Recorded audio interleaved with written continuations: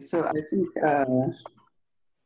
we should get started. I've got, hopefully more people will join in, but welcome to those of you who are here for DisabilityVote California, the first webinar in our series to help you learn how to engage voters with disabilities in the community. And the whys and hows of voting with disability is what we're going to cover today. So welcome. I'm really excited that you've all decided to join us.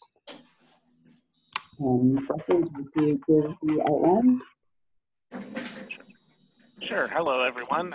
This is Russell Rawlings. I'm the Director of Advocacy Services at Resources for Independent Living, and I'm very glad to be invited to join you all today. I'm going to just briefly go over the training outline for today. We will begin with welcome. We're getting a little bit of background noise. We are, yeah, I would like to ask those of you who are not speaking to mute or Thanks. Yeah. Okay, so our training outline for today, we're going to begin with welcome, and then we will go into how do I use Zoom, why is voting important, what is a leader, what does it mean to be a community leader for voters with disabilities, what is DisabilityVote CA and why is it important? And then our next section will be on voting rights, voting makes change, voting eligibility, how to register, procedures for voting, and options for voting for people with disabilities. Next, there will be a brief overview of the Voters' Choice Act, VCA, and then if you need assistance. And then the final section is a call to action conclusion with important dates to remember. The next webinar is Friday, September 21st at noon. And the final webinar is Tuesday, October 30th at noon. Last day to register to vote before election is October 22nd. And the last day to register to vote to request a vote by mail ballot is October 30th. And I'm going to turn it back over to Christian to talk about Zoom. yes. This time, my name is Christian McMahon. I'm with the Arc of California. I'm going to pause for a minute and see if I can mute some of the chatter that we're hearing before switching. Oh, wait, that sounds better. Okay. Also, just a heads up, Christian, I'm kind of having trouble hearing you. I'm not sure if the microphone is. Oh, is this better? Or yes, better. Okay. About that. Some of the chat was down. Again, yeah, if you are watching us, please make sure that your audio is muted so that we don't get feedback. Because this is part of how to use Zoom. The sound can get wonky. In fact, I'm going to try to go back to my panel and see if I can mute everybody.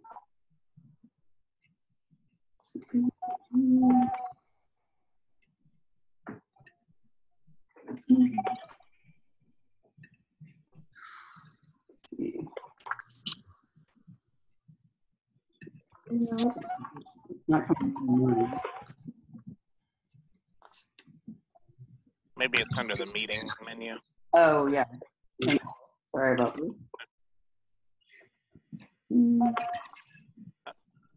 that's no. Of course, it's always the one thing that is not like.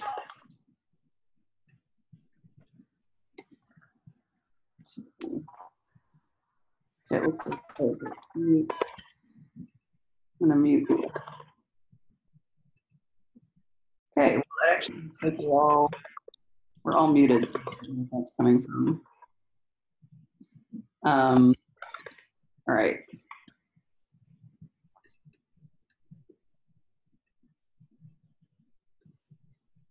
Okay. Oh, that is a little bit. Okay.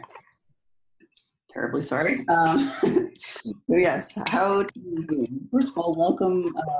You've all made it here, so that's wonderful. So I wanted to check in, see how things are working, and explain how to ask questions. And we want you to participate and ask questions and be sure that you are getting as much out of this training as you possibly can. And so for asking questions, the things is if you look on your little, you should all have a bar, and hopefully you can see mine right now. And it has more feature, and there's a chat option. So if you click on chat, you can type in a question and you can send it to everybody, or you can send it to one specific person who's attending, and we will be reading those chats and answer them in a timely fashion.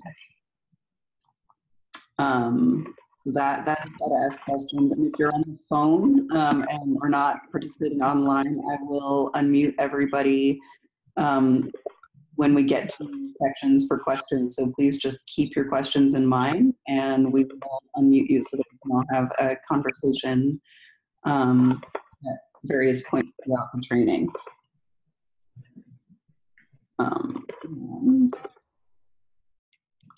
Yes, and we are also recording this training, so we will put it online at DisabilityVoteCA.org, so you can refer back to it for reminders if you've learned, and to share the information with anybody who might think it would be useful for. All right, now I'm going to turn things over to Rihanna, who's going to give you a little bit of introduction to the community. So thank you so much. The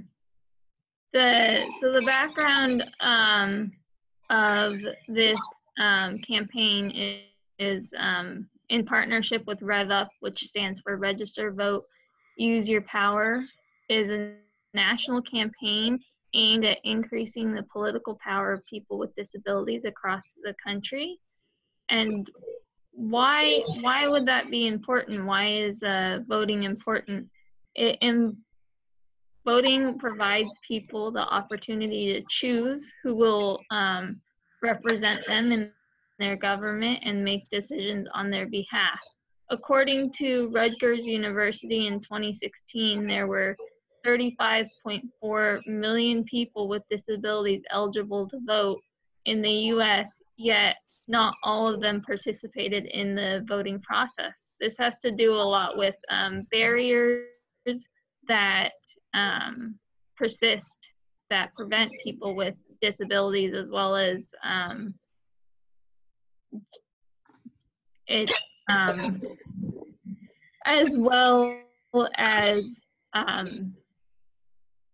the voting process can be extraneous for people with disabilities. And then the next slide. So what is a leader? A leader is, there's a whole study, field of study called leadership studies, and goes into the different types of leaders, but here's a brief overview. A leader is somebody who creates an inspiring vision for the future and motivates and inspires people to engage in that vision, manages delivery of that vision, coaches and builds a team and other leaders who effectively achieve this vision, and helps themselves and others do the right thing by making the choices that will affect their community. So a leader not only thinks of themselves, but also thinks of others, and inspires and creates leaders around them, which is why leadership is so important within the disability community. They help to inspire and motivate people to continue to engage in their community and push for positive change. So that means a leader in a community can be anywhere. A community is defined by the traditional sense of a neighborhood, a city, but it can also be a school, a day program, a church, a club, any type of area where you get together with people over a common interest can be viewed as a community. And so it's always important to think of being a leader and leadership within the context of where can I effectively create positive change, and what different communities does that look like? So Disability Vote California is a coalition between the ARC of California, Disability Rights California, the State Council on Developmental Disabilities, independent living centers, and the resources for independent living centers, with the aim to build leaders throughout California. We each have our own access to our own different advocates. And so we came together thinking we all have a vested interest in educating and empowering people to engage in the process. So let's figure out a way to utilize all of our skills and abilities to create a substantial and meaningful project. And with that, I will turn it over to Fred and Gabe. All right. Well, thank you everyone for joining the webinar. And yeah, we're going to be talking a little bit about voting rights and things that have been done to increase accessibility for voters with disabilities. So next slide. So voting makes change. It's one of the things that we really stress to folks when we go out and do presentations and talk with different organizations, that, you know, if people don't like what is happening in their community or in their state, they have the power to change that, and that's through their vote. So there have been a number of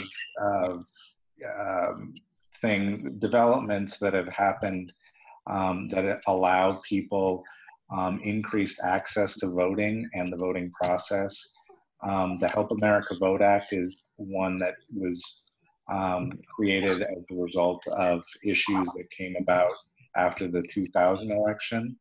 And one of the things that they worked on with HAVA was to create ways to make the voting process more accessible and easier for voters with disabilities.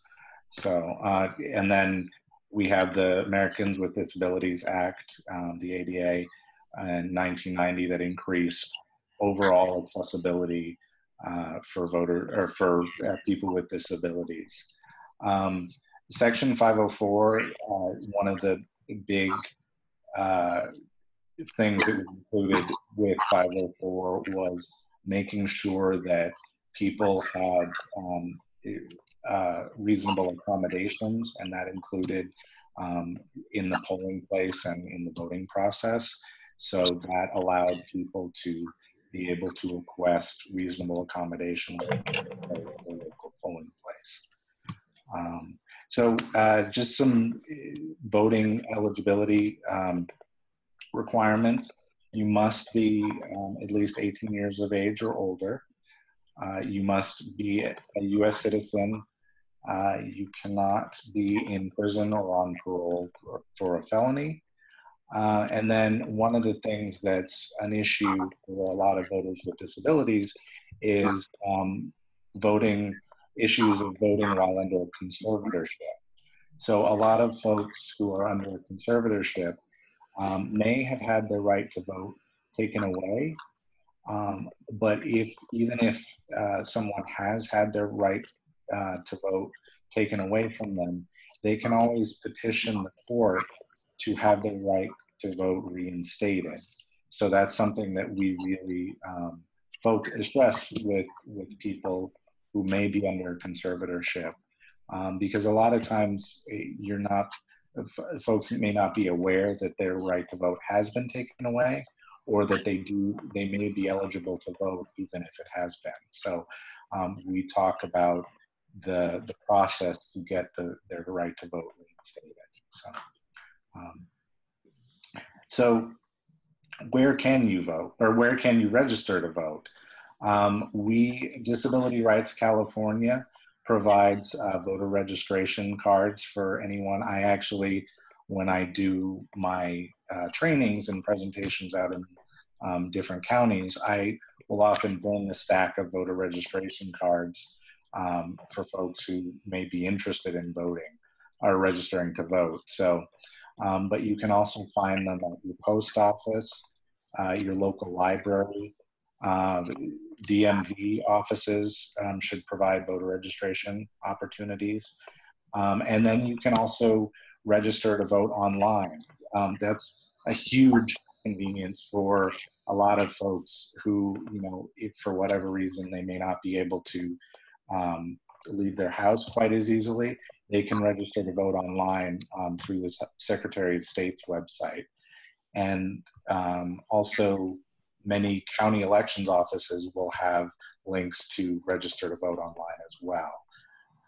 And then for any regional center clients or consumers at independent living centers, you can also register to vote there as well. They will provide voter registration opportunities. So, next slide. So one of the big things that we work on with issues of polling place accessibility is just reminding counties that the ADA and Section 504 will require that all polling places be accessible if possible. And one of the big things that we work with counties on is making sure that if, say, they have an issue where there's a polling place concern, accessibility concern at a polling place, to try and work with them to create, ways to mitigate those issues if there is an accessibility concern. So, so that's one thing. And then HAVA, as I mentioned, it requires accessible and independent private voting for all eligible voters by ensuring that voting systems are allowed for a private and independent vote experience. So voter registration. I actually was talking with a group yesterday. I did a training, and several folks asked, they were interested in voting and asked the deadline because they knew that the November election was coming up. So folks need to be registered to vote 15 days before an election. One thing that's really important to know, and I try and remind folks of this, and I personally experienced it when I moved. I moved from Orange County to LA County.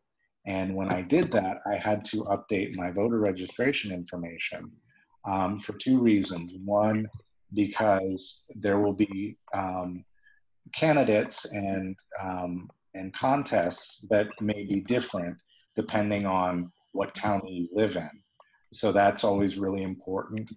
The second thing that's also, really, really important is that to make sure that you're getting all of your information in terms of where you're voting or your polling place is, and any of the updated information that you receive ahead of any major election, and just making sure that you get that information. So, and then also it's important to know that if you change your name, if you get married, or you change your name for any reason, always make sure that you're updating your voter registration information. And also if you choose to change political parties. And in terms of political parties, there are 7 political parties that you can register to vote for. Or if you don't want to recognize a political party, you can choose decline to state, which basically means that you're registering as an independent. Or you can also choose no party preference. So those are all the options to just be aware of. So one of the things that I always talk about with folks is that before you go to vote, one of the things that one of the questions that I get a lot is what types of questions can I ask, or how do I find out more information about the issues or the candidates? And so I say that you can, I recommend that people talk to family and friends who they have like-minded views. You can also do there are a lot of different resources online that are available. Voter's Edge is a great one. It gives a really great and thorough breakdown of candidates and their positions on different issues. Another really great resource that I offer to people is the League of Women Voters has a easy voter guide, and it has a really great and thorough breakdown of a lot of the different propositions that are maybe up for voting. And so it gives a really good breakdown of, if I vote yes for a particular proposition, here's what it'll mean, and here's how it'll impact things. If I vote no, here's what it'll mean. So it has a really great way of kind of breaking down the information and simplifying it, that makes it really easy. Because one of the things with the 2016 election, there were I think it was 26 propositions that were on the ballot. So it was kind of confusing going through the list of propositions. And so it was really helpful having the easy voter guide, because it really gave a helpful breakdown of what a yes vote means, what a no vote means, and how it will impact things. So what happens at a polling place when you go to vote? When you arrive, you will be asked to state your name, and then also sign in on their roster. And you will be given a ballot to mark in private, or a card to put in the voting machine. So a lot of people have asked, do I have to show identification when you arrive? Because a lot of people believe that you need to be able to provide identification. And there are a very small number of situations that you should be ever asked to provide any type of ID. So if that's something that you're being asked when you arrive, the only times that you should be asked that is if it's your first time voting in an election at a polling place. If you're arriving at a polling place and it's your first time and you've registered to vote by mail. So that's one of the few times that they will ever ask you. So that's always something to be aware of, and we'll touch on this a little bit later, but if you ever have any issues at your polling place,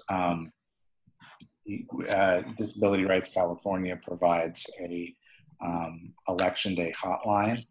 So if you ever have any questions, but we'll touch on that a little bit later.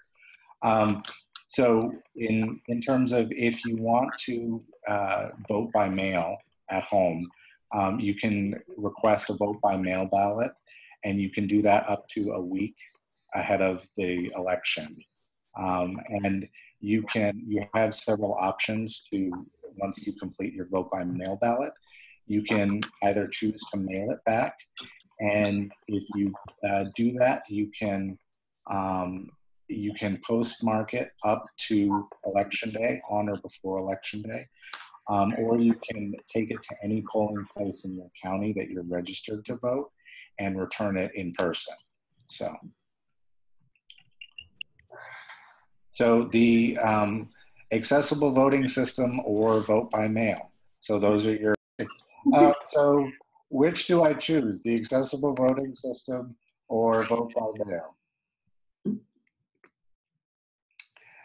So many people just, they choose to have the option to vote using the accessible voting system.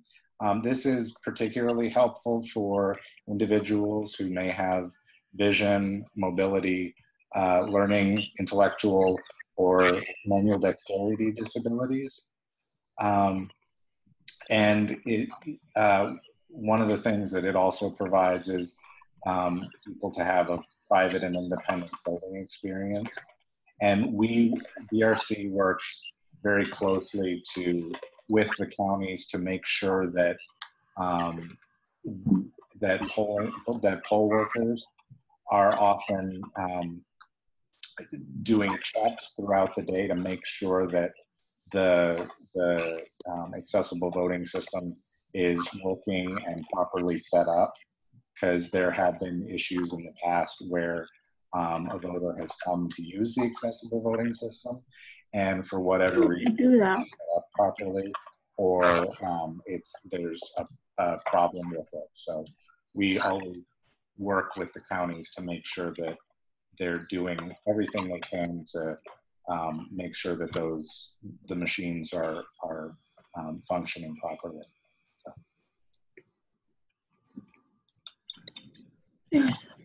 So especially for the voters with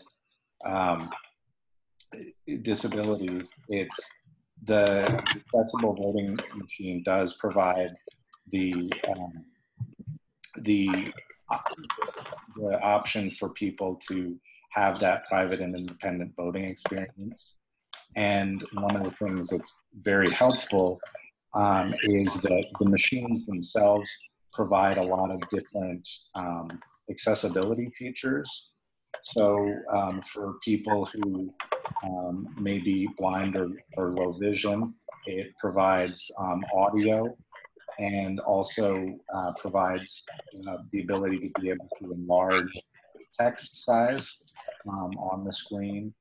And for people who may have dexterity disabilities, it allows people to have a keypad that to be able to use that. It also provides sip and puff capabilities.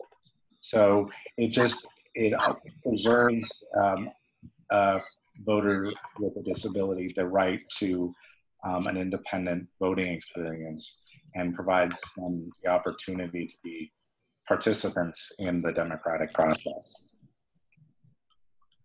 So who can help you on election day? So there are a lot of different people who can provide assistance to a voter. I often tell people you can get family members, friends, you can get even poll workers at your polling place. They can provide you with assistance as well. So the only folks who can't help you are your employer or an agent of your employer, or if you are a member of a union, you can't get help from a union member. So it's one of these things that we work to provide information on the types of assistance. But however, assistance means that a person is no longer exercising their right to an independent and private vote, as guaranteed by the California Constitution and HAVA. So we stress this private and independent voting experience because it is a right of all voters, and especially voters with disabilities. And it's something that oftentimes people take for granted. So voting by mail, or it used to be called absentee voting, it was provided as an accommodation for people with disabilities. However, it's actually used by a lot of voters, and many of whom may not have a disability, because it's convenient. I use it personally. I've used it for the past several elections because, as I mentioned earlier, Disability Rights California operates an election day hotline that we oftentimes are up in Oakland manning the hotline. So I haven't been home in my county. So voting by mail has been really convenient for me. And so, but it provides a different option for voters who may have difficulty getting out to a polling place.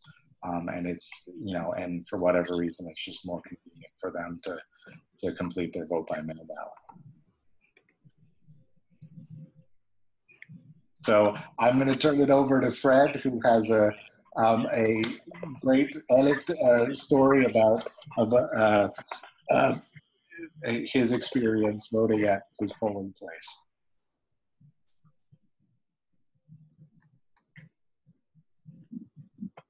Oh, so Fred, I don't think your volume or your audio's on.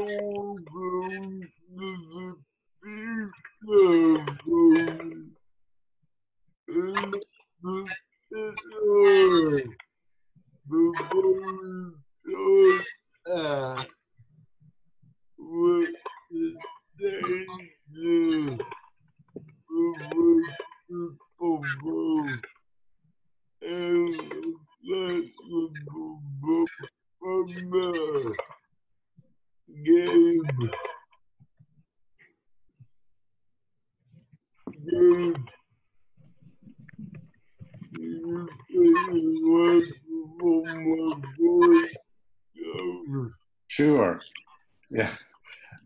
So, as part of the Voters' Choice Act, one of the options that is available to folks, and particularly important for folks with disabilities, is the option for remote accessible vote by mail. And it'll be an option for people to be able to complete their ballot at home on their computer. And so what happens with that is they complete their ballot and then they print it out, and can then either mail it back in or drop it off at their polling place. And they'll receive information on how to do that process. So there are currently 5 counties that have moved forward and adopted the Voters' Choice Act. Sacramento, Madera, Nevada, San Mateo, and Napa counties have all adopted the Voters' Choice Act. Other counties, including LA County, have the option to vote or to go to the Voters' Choice Act beginning in 2020. And LA County has been doing a lot of work to move forward. One of the exciting things in LA County is they're creating a new voting system that will be a part of this whole rolling out of the Voters' Choice Act beginning in 2020. So they've been doing a lot of work. They're doing a lot of work currently to organize community meetings to get feedback and input on things that people would like to see happen. So with the counties that are moving forward with the Voters' Choice Act, traditional polling places will be replaced with vote centers. So there will be fewer vote centers, but they will be open for a greater number of days throughout the election process. So next slide. And as part of the Voters' Choice Act, all voters will be sent automatically a vote by mail ballot, and they can return the completed ballot at a Dropbox location or at any one of the vote centers in their county. So that's going to be really, really helpful. So the Dropbox locations will be at various places throughout the county. And as I mentioned, they'll be open for a greater number of days. They'll actually be open for, the vote centers will be open for 10 days prior to Election Day. And the one nice thing about this is that a voter can go to any vote center. They don't have to go to an assigned vote center. They can pick any one of the vote centers in their county area. So one of the other great things about this is that people will be able to register to vote or update their voter registration at the vote centers, even on Election Day, and still cast a ballot. So that's really helpful. We do stress to just ease things for people to, as soon as they decide that they are registered, they want to register to vote if they have not already done so, to register as early as possible, just so that ensures that they'll be able to vote without any issues on Election Day, but you still can register to vote on Election Day in the Voters' Choice Act counties.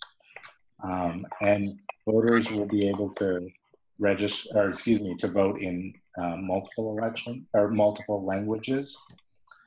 And there will also be the option to vote on one of 3 accessible voting machines at any vote center location. So the vote center should have at least 3 accessible machines available. So as I mentioned, the remote accessible vote by mail allows people to complete their ballots using assistive devices on their home computer. And once they've completed their ballot, a voter can then print out their ballot and place it in an envelope that is provided and return it by mail, or drop it off at a Dropbox location or at their local polling place or vote center. So as I mentioned before, one of the things that Disability Rights California provides is our election day hotline. And with our hotline, we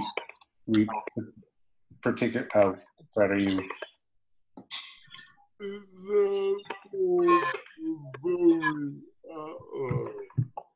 The what?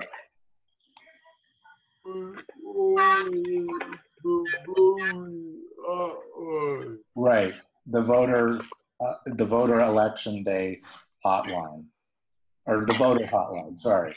Yes, and so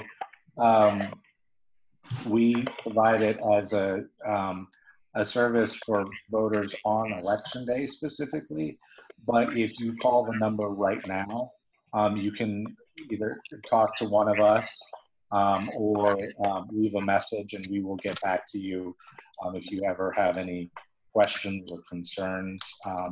But we oftentimes will work with people because we get questions, sort of a wide range of questions that can vary from, you know, where is my polling place, or if they're in a Voters Choice Act county, they may have questions about their, you know, where they can go to vote at their closest vote center. So we have access to be able to look up that information. Or if, you know, we get questions about if there's been a problem at their polling place or vote center, a voter can call in and we can provide them assistance or try and help them troubleshoot a situation as well. So, but you can also get assistance from your county's independent living center as well. A lot of the advocates, Russell works, you know, in Sacramento County, but throughout the state, the advocates of each of the ILCs in each county are available to provide any assistance, or if the consumer has questions, they can always be used as a resource as well. So, and just remember, it's your choice. It's make sure you have a voice and make sure your voice is being heard.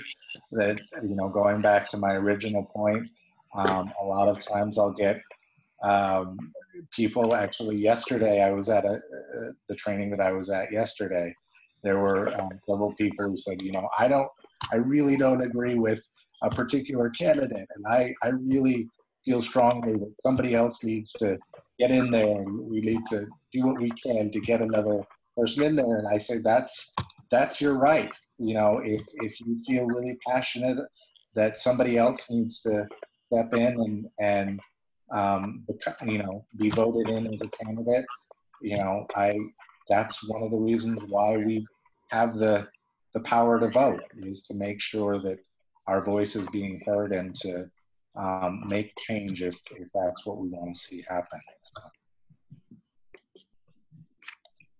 So yeah, we will take questions now, or if folks have questions later, you know, we can always take those earlier on in the presentation. Yeah. How does everybody just get through sort of the closing, and then we'll go to questions in just a few minutes. Sounds good. Okay. So this is what you can do to get out the disability vote. This is a really important role that you can play, which is that you can talk to your communities get people really fired up to be engaged in the political process, really help tell everybody what our political leaders, our laws do that directly impact our lives. Join us for our next webinar on September 21st, also at noon, 2 Fridays from now. We're going to give you detailed instructions on how to increase voter participation for people with disabilities. And this is a really large job, so we encourage you to bring friends on board, let other people know about these trainings, and start building a team in your community. Also, we have multiple people who signed up from the same county, so if any of you want to be leaders for your county, please email me, Christian, at thearcca.org. You should have an email from the invitation this morning. And we really appreciate you showing up for this.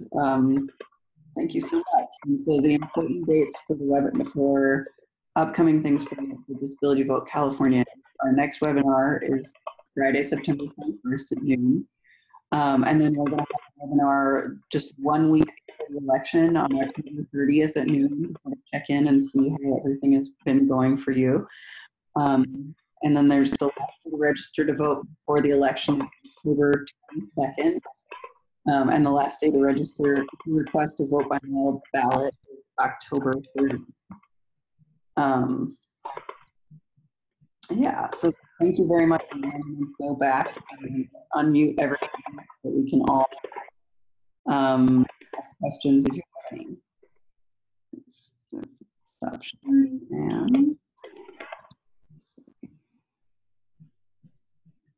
and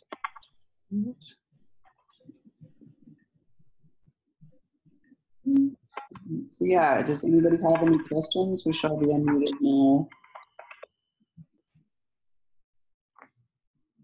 Hello?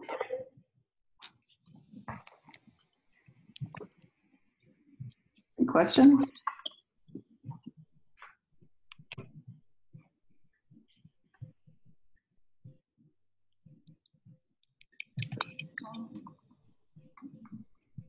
All right. Well, thank you very much for coming. And hope to see you in 2 weeks. Thank you.